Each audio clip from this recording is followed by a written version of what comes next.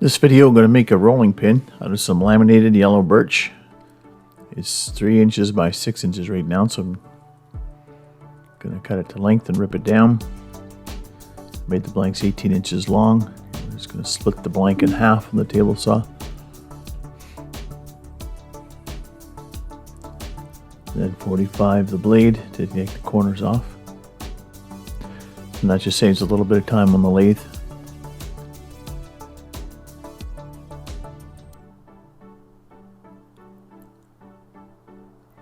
I like to cut these blanks from the side of the saw, not from the front of the saw. That way if anything binds underneath the blade, it won't come back and get me.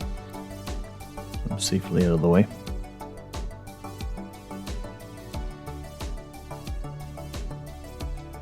You notice when the piece of wood comes clear of the saw, I just knock that little triangular piece out from underneath the blade. Also eliminates the opportunity for it to kick out.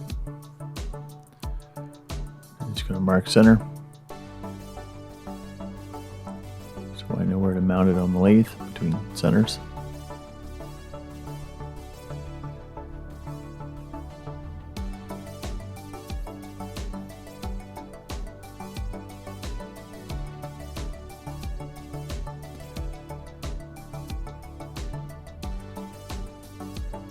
Going to take this from what is now 8 sides down to round, using an 1.25 inch spindle roughing gouge from Carter & Sons, which I just got a couple of weeks ago and absolutely love.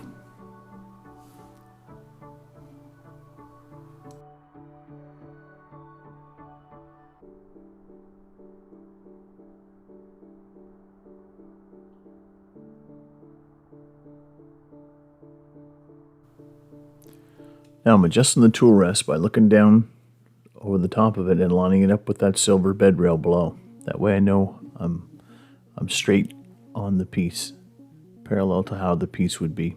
That way I can turn a smooth cylinder by just holding my finger in the notch on the tool rest and not allowing the chisel to go forward or backward.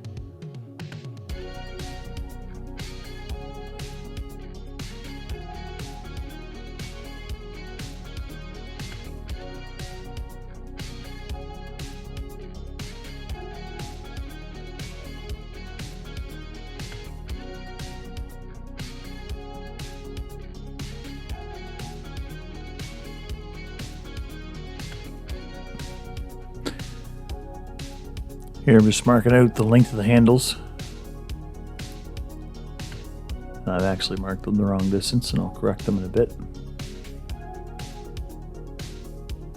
I made them too short.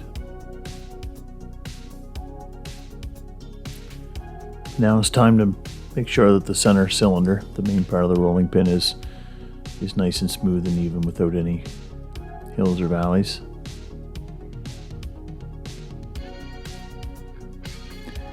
Again, I do that by putting my finger in the notch on the tool rest and dragging the chisel, pulling the chisel, not pushing, which makes it much more easier to control, and not allowing the chisel handle up or down or in or out.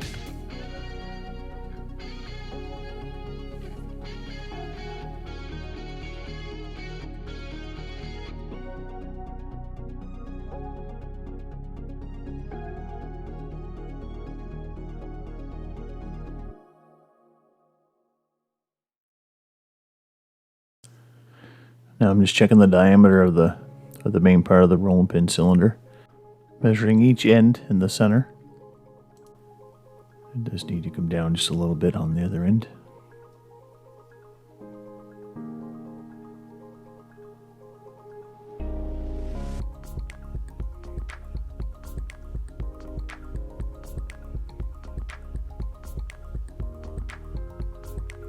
A small adjustment and everything's good now.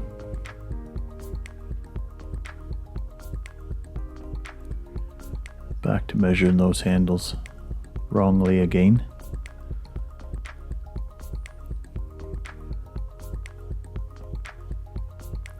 And start roughing away the wood at the ends. Now I realized I made them too short, and I've lengthened out the handles where they should be.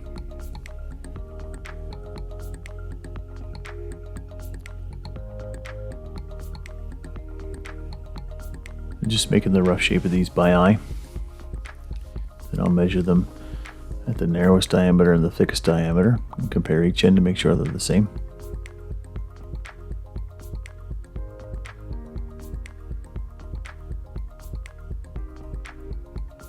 Always do the tailstock end first, that way to get less vibration. If you made it smaller at the headstock end, it would vibrate at the other end, or would be more apt to vibrate at the other end.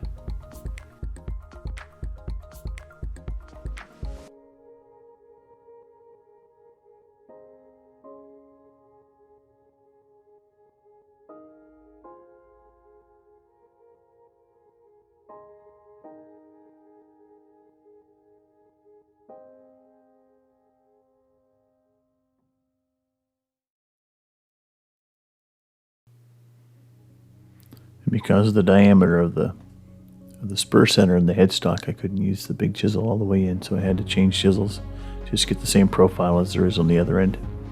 I don't want to run the chisel into that spur center. Now I'm just checking the small part of each handle. Going to make a minor adjustment in this one.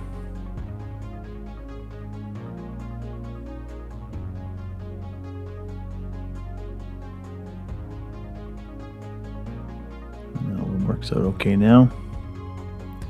Then I got lucky on the large diameter, they were right the very first time. I'm just putting a little bit of an ease on the end.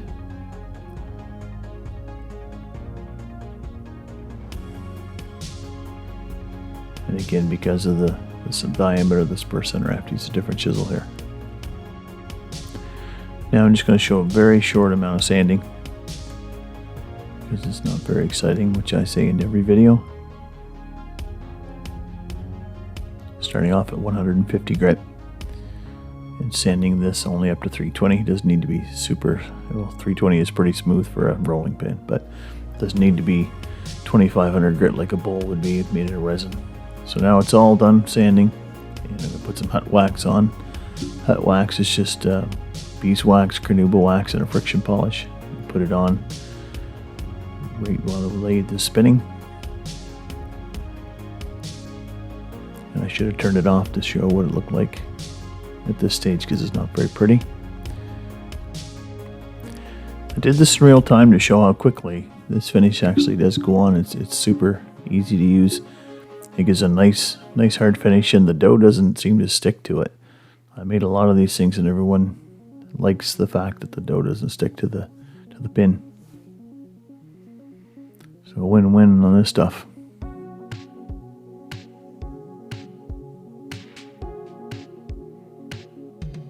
And you can actually get it in dark, medium, and light colors depending on the wood that you're using. That was the medium that I put on this one.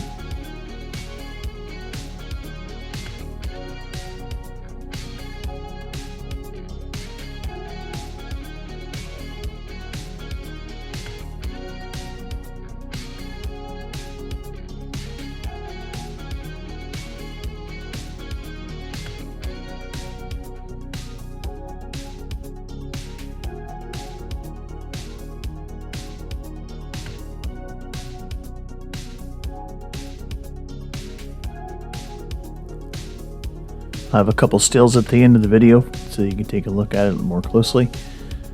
Again, thanks for stopping in, and we'll see you next time.